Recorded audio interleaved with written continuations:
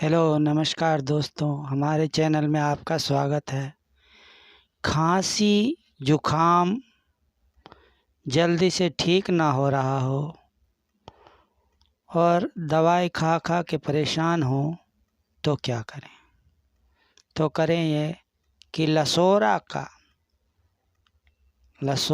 का पीले पीले पत्ते ले लें और उनको कूट के और उसमें थोड़ा काला मिर्च मिला के और नमक मिला के और पानी में उबालें, काढ़ा सा बनाएं और काढ़ा बना के उसको 2 टाइम पिएं। 2 टाइम पीने के बाद में जो खांसी, बहुत तेज़ खांसी हो रही हो और जुखाम हो रहा हो, वो ठीक हो जाता है। तो नमस्कार दोस्तों, आज की वीडियो में इतनी जानकारी। धन्यवाद।